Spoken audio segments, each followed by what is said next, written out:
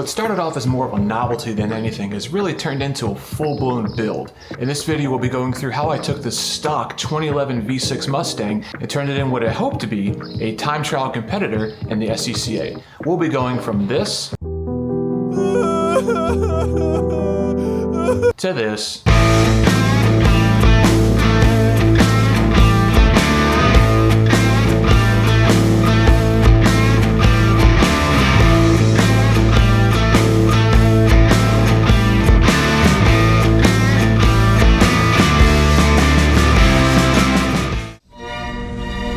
Behold, the 2011 V6 Mustang. Ah, driving nirvana. Wrong. The heck is wrong with you, man? How about we do some upgrades? Let's start with the wheel studs. So we got some new studs and lugs all around the car, the MSI, so that should really help with all of the issues I've been having with cross-threading. It seems like every time I swap the tires out, I'm cross-threading, and I end up having to swap out the stud anyway. So that should help fix that issue once and for all. Hold up. Wait a minute! Disclaimer time. This is not a step-by-step video on how to do the installation of the things I'm showing you. I am genuinely 100% figuring this out as I go. So you're gonna see me make mistakes, you're gonna see me fumble and stumble and hopefully eventually figure it out. But if you guys see me doing something dumb, or if you have any advice for me that's actually constructive, please feel free to drop a comment. Now with that, let's get started.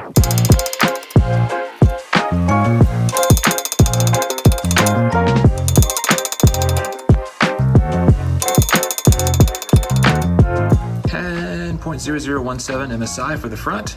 Before I actually do that, let me show you. So there's a little indentation here. We want this little flat piece to be facing inside, towards the inside. Again, no terminology, just hammer and wrench.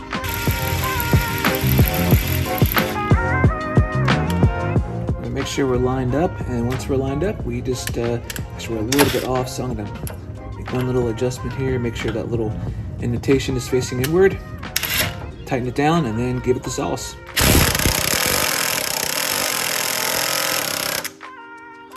And we're good. Feel the back, make sure it's flush. Pull it back out. And we're done. And the process continues. All right, new MSI studs are in place on the front left. All we gotta do is put the rotor back on, put the caliper back on, and we'll be good to go in the front. All right guys, rotor and caliper installed. Those of you with a keen eye will notice that I took the dust shield off on the both sides of the front, obviously both. And the main reason for that is because I have these air ducts that are blasting air from the front into these little air deflectors here right onto the rotors, and the dust shields were basically just getting in the way. There's no really point in having those on a track. Look, if this was a road car, still a road car, then maybe I'd be more inclined to keep them on there. But as it is not, I really don't see a need for them anymore. All right, now moving on to the rears. This one was a bit more challenging because I have the rotor from the GT500 on there, so it's a bit larger. So I have a bit of a little, I don't know, it's not a spacer, but a little extender for the caliper to sit on. Now, just same thing, just hammering these guys out, and we'll get to putting the new ones on the rear. So removed the studs from the rear wheels, and I actually found that at first it was like, how am I supposed to do this? Because the studs are longer than the space given. So I had to look up on a forum, and it turns out there's a little hole right back here that's just big enough to where you can, or at least it gives you space to back it out. And so you have to move the wheel forward a little bit in order to do that. But yeah, that allowed me to get all of the ones out. All the old ones out. So now the new ones, the longer ones, can go basically in the same way. Again, I'm doing this one-handed. And presto elemento. So there we go. And then we'll just do that, rinse and repeat 5 times. All right, so rotor installed, caliper installed. As you can see, I had 2 lugs tightened down just to hold the rotor in place as I was putting everything back on. I got the little extender piece put back on, 85 foot-pounds back there, and I think we should be good to go. So now just the left rear, and this project will be done. All right guys, before we continue, I wanted to let you know that there is one important thing you need to do when removing the brake caliper from the rear when replacing the studs. You actually need a brake caliper wind back tool. you need to wind back the brake caliper in order to get the caliper back on the rotor, or else it's not going to sit properly. I didn't film it. It was something I discovered on my own. I'll put a link to the one that I got off of Amazon in the description if you want to get one. Very simple to do. Gosh, I think that's about it. And then? How about another update? Let's install the roll bar. So I bought a Watson Racing roll bar from Late Model Restoration. It even came with some stickers. We have started the process of removing the back seat from the car so we can get the roll bar installed. The actual cushion part, the lower part that I have removed now, is very simple. Right here is where it releases. You just reach under the seat. There's like a little lever that you push in and then lift up, and you do the same thing on the other side, and the entire bottom cushion just pops right out. From there, it's a 13mm bolt here, one in the middle, and then one on the other side. And I think once I drop these down, these back seats down, they should just pop right off. We'll find out in a second. And there we have it, the Mustang with no back seats. So that was a lot easier than I thought it'd be. Now we'll get this guy out of here too. So yeah, good progress. All right, now these little side panels over here, they were, you just kind of got to get aggressive with them and just pull the pins. It's two little pins that basically snap onto here. You start down at the bottom somewhere, just give it a good yank, it'll pop right out. The rest of it, just, if you're not going to use them anymore, just get angry with it and just rip them out. That's all I really did. Now that with those side panels out, now I can get this back carpet thing. All right, so the carpet area has been removed. Again, just get angry with it. There's two little tabs. Actually, you can see one right there on the right next to the seatbelt. I need to pull that one out, but there's two on that side, two on that side, and then just give it a yank. It's tucked in there pretty good. It's not attached to anything. Give it a yank, and then the rest of it just comes out. So with that, other than just like getting the back seatbelts out, which I'll do, and then the connectors here at the bottom, that's pretty much it. Honestly, that was a lot easier than I thought it was going to be. So there it is, back seat of the Mustang removed. We have now moved on to actually getting the roll bar in. So I have the main frame in there, and it actually wasn't too bad to get in there. I could tell the build quality is really top notch so far. So just gonna be bolting this into place. I'm not gonna be welding it. Maybe down the line I will, but probably just bolting it, because in the event that I do end up going full race car with this one day, I want to be able to take this out and replace it with a full-blown roll cage. All right, so we now have the main frame as well as the diagonal pieces in the back hooked up. So those are bolt on right there. I don't have it tightened down just yet. It's just some Allen key stuff that I'm gonna have to do. Get those nice and snug. It's not like in yet. As you can see, I haven't bolted anything down yet. Everything is just in place, but yeah, surprisingly easier than I thought it was gonna be. So this is gonna be hopefully not too much of a pain in the rear to get completely installed, although I think I'm about to eat my words.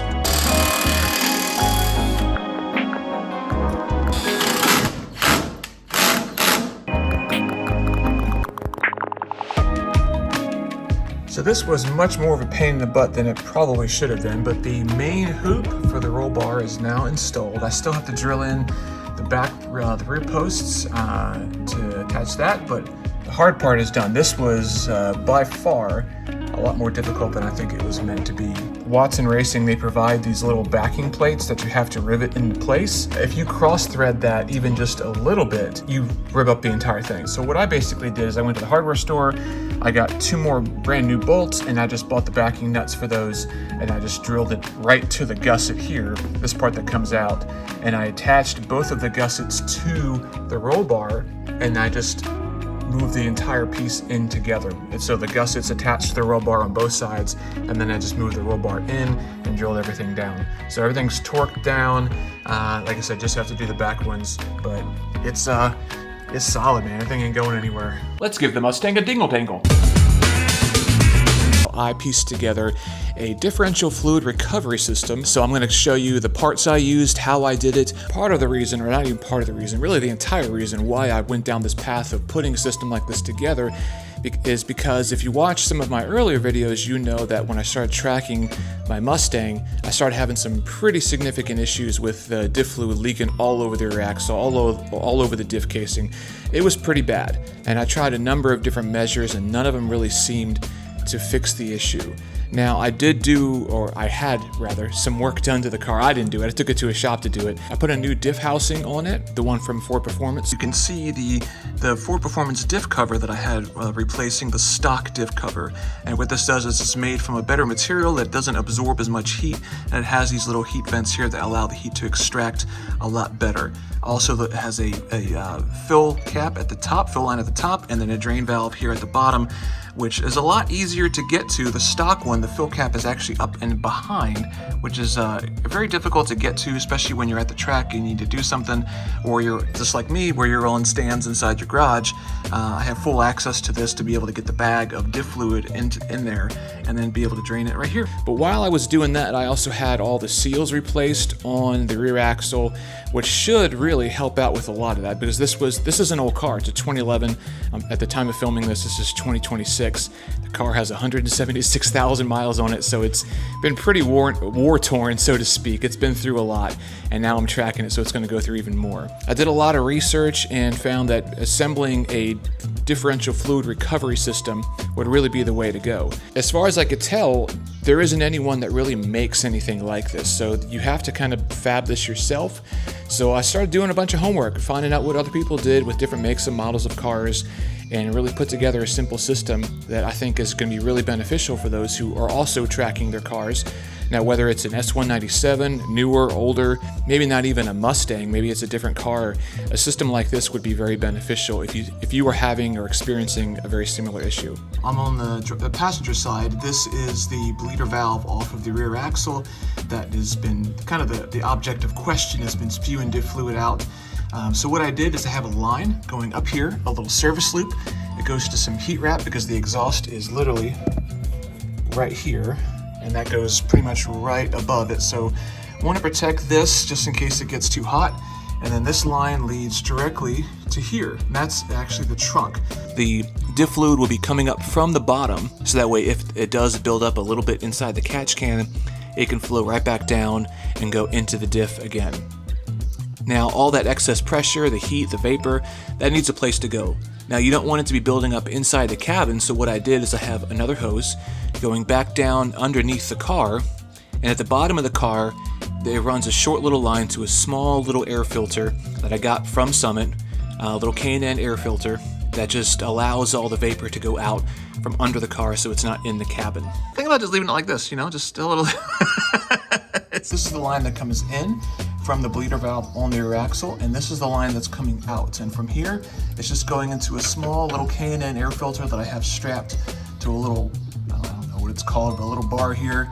I'm worried about that banging against the deal here, so I may find a different solution to clamp this down, but I think for now that should do it. But that's going to allow the vapor from the diff fluid, if any does come up, to not be trapped inside the cabin of the vehicle. This will allow it to flow back out of the vehicle, so that way you're not breathing all that crap. Let's install a racing seat. If you're watching this video and you see me change clothes a lot, it's because this has been over the course of several months that I've been working on this car, so don't think I'm doing this on a weekend. I got a new Sparco seat coming. I have the harness. I have two G-force harnesses that are coming through. So gonna get this seat out, test fit the Sparco seat, see how it fits, and if it fits well, then I'm gonna order the second one. Behold, it is here. So next up, we are taking out the seat. As you can see, I have already taken out the seat in question here. Just 4 bolts, super easy. If you have the airbag connector just like me, it's 2 little connector pieces under the seat. Make sure you disconnect the negative battery terminal before you start messing with stuff. Just do that, 4 bolts, pops right out. It's pretty heavy, be careful. As you can see, I have some vacuuming to do. We got some, got an old penny down here. That looks pretty dang old. Got some Chex Mix that looks like a pecan or pecan, depending on what part of the country you're from. and just overall it needs to be vacuumed. So we will take care of that and then get the new seat in. So regarding seat selection, I went with Sparco because they're a name I have used before and I know and trust. So I went ahead and got everything I needed to get the Sparco seat installed. I got the seat base that was specifically designed for my model year Mustang, so it should slot right in. I got the side holders, I don't know what they're called, little side anchor pieces. They're two pieces that go on left and right of the seat, and then the actual seat itself, which you will see in a few moments. I wasn't sure about the size of the seat because I'm a pretty big guy. I've got the body like the shape of a pear, so I may have overcompensated for the seat. So I went and got the XL seat. Apparently it's a little bigger than I thought, so I'm still gonna put it in there, but I may end up getting the large for the second seat and putting that one in, putting the large in the driver's seat and the XL in the passenger seat, just in case I have any Clydesdale-sized or Texas-sized dudes or gals who want to go for a spin in the Mustang at some point. But we'll go ahead and start getting that stuff installed. All right, so seat base basically slides right in there just like that. This is the 600 series base, specifically designed, like I said, for the Mustang. It does have like a little seatbelt anchor piece. My guess is that's for if you're planning to retain your factory seatbelt points or anchor points. So the Sparco Seat does not have an anchor point for your factory seatbelt, so you just put it right there. Obviously not going to be using that. This stuff is, it'll just sit nicely tucked under there. But yeah, I'm going to get these things installed and we'll move on to the next part. All right, so base is in, torqued down, so it's a 13 millimeter bolt on the front, 15 on the rear. Mine are kind of funny looking. I don't know if those are factory or not, but who cares? 15 millimeter works. And then according to LMR.com, 35 foot-pounds of torque to torque it down, and we're ready to move on to the next step. So this is by no means installed or finished, but here it is. I got the Sparco Evo XL because big boy. It's not in all the way, obviously. It's still very loose. I'm still kind of getting getting my ideal seating position dialed in, and this is something that's probably going to take a long time. If anyone has ever done this before, just to get it just right to your kind of preferred seating position does take a bit, but this is definitely something you want to take your time with, and you want to make sure you get it right because as you know, it's kind of a moving goalpost with these things, as it has been in the past when I did my Miata seat. But you know, it's in, it fits, the door can close, so yeah, it's just going to be tinkering from this point on. All right, we are moving right along. We are getting our harnesses put in today. So we got some G-force harnesses that are going in. I've got these guys already set in place, but obviously for this one here, I'm gonna have to probably drill the same thing with the anti-submarine belts. I'm gonna have to drill 2 holes underneath the seat. But yeah, we are moving right along. We're getting there. All right, guys, we're running out of light here because I'm kind of pushing it to the end of the day here, but got the harness fully installed. It is bolted to the chassis. So what I did is I'm actually utilizing a new, I don't know if it's a new line of regulation within SCCA, but it is there. I did check that you can actually use the mounting points for the lap belts for mounting and share those mounting points with your anti-submarine belts. So that way you don't have to drill 2 additional holes through the floor, because right underneath the driver's side, there's a brake line, there's a fuel line, and there's really not a lot of room on my particular car to drill straight through the floor, and also have room to put the backing plates on there too. So I'm grateful for that rule, and I'm definitely utilizing it. And after test fitting, everything seems to be nice and snug. So I think we're good to go on that front. Let's take off the steering wheel. Today I'm going to show you how to remove the stock steering wheel from your 2011 S197 Mustang. I'm going to be showing you how to take it off so we can do an aftermarket removable steering wheel setup for track use. I'll show you the setup of what I'm doing, how I'm doing it, and why it's beneficial. So let's not waste any more time, let's get to it. Alright, to start things off, we want to remove the negative battery terminal. Next, if you look behind the steering wheel, you will see there's 2 little plastic covers. There's one on the other side as well. We want to get in there with a small flathead screwdriver and just pull those out. And on the other side of that is there is a 8mm bolt on either side, so we want to go ahead and take the covers off and remove the bolts from both sides. Again, 8mm. Now, there's no like rocket science with this. Just take your flathead screwdriver, stick it in there, and then just pop it out. That's all there is to it. With both of your nuts taken out, now we can take out the airbag. All we're going to do now is just give this a little bit of a pull. and that just pops right out. So what we want to do is turn it around. You should see some electrical connections. We want to rotate that so they're giving us a bit more slack. We want to just pull those out. They should just come right unplugged. Excuse my camera work here. And then we're going to set the airbag aside. To get the clips to come undone, you'll notice it's hard to see with this lighting here, but there are two little tabs on the side where you squeeze together, and then the yellow plastic piece will just pop right out. As you can see, I already did the first one here. Just squeeze those together and just pull it right out. Alright, next up we want to disconnect the main steering wheel harness from the clock spring. Now it's hard to see because I've got a light in here and my hand's going to get in the way, but it's basically that little black piece right here. I think it's called a Phoenix connector, I could be wrong, but basically we want to just pull that sucker right out. There's just a little pull tab on the very bottom, and that's all we need to do for this step. Alright, for this next step, we're going to be taking off the factory retaining bolt, the steering wheel retaining bolt here. Now, this is a 24mm bolt, and from what I understand from doing my research, this is what's called torque to yield, and it's considered a one-time use bolt. So once you remove that, it's not considered safe to use it again. Now, I've read that some people have, but since I'm taking this car out on the racetrack, I don't want to do that. A little $20 bolt that you can get from LMR, which I will link in the description, is not worth losing my entire car over because all of a sudden the steering wheel stops working.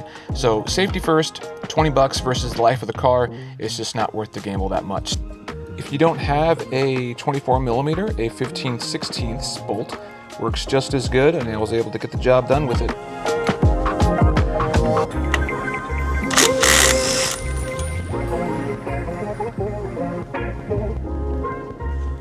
As always, the Ugga Dugga is your friend. Just put it in there, pull the trigger, go to town. With the retaining bolt removed, now we can actually remove the steering wheel. This is going to take two hands, so I'm going to put the camera down. But basically all we're doing is just giving it a yank. Basically it has to, this is why it takes two hands, because you're threading it through this little piece right here in the middle, and I can't pull it out with just one hand. But as you're doing that, we're going to be fishing the wires that are hanging on through that, and then that should be it. A quick little jerk does the trick, so we're just going to pull that out. The wires that are on the other side should fish right through, and our steering wheel is removed. For this video, we're going to be installing the NRG hub as well as the NRG 3.0 quick release system for the 2011 Mustang.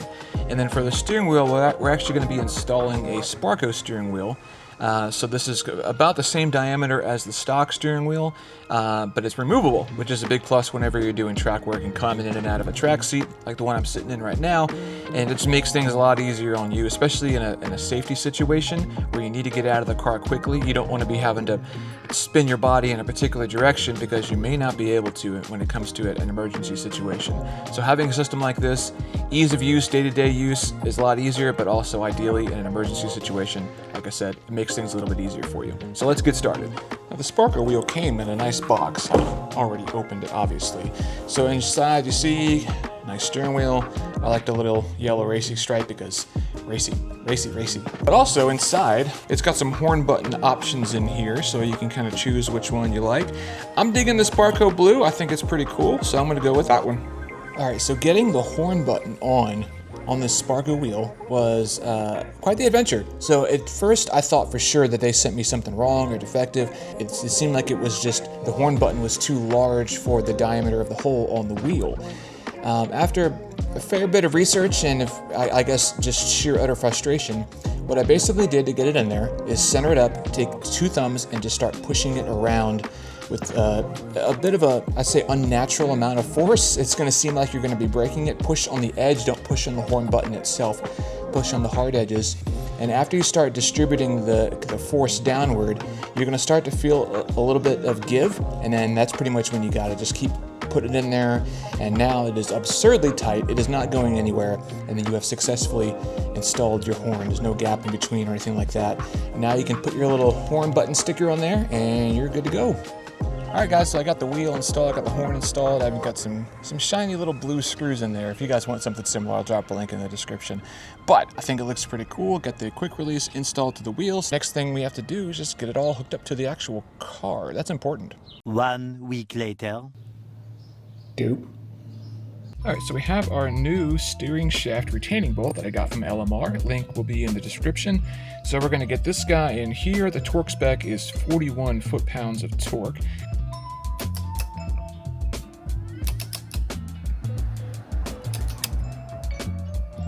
One-handed. All right, the trick with torquing this down is to basically turn the wheel until you'll feel it just kind of lock in place, and that'll allow you to get the full 41 pounds of torque onto the wheel. And once you get to the point where you're torqued down, like so, go ahead and remove your torque wrench. To get it to unlock, you're going to want to put the key in the ignition into the second position. Naturally, I can't steer it, or I can't turn it without a steering wheel, so let's go ahead and put this steering wheel on, and then that'll allow us to unlock it.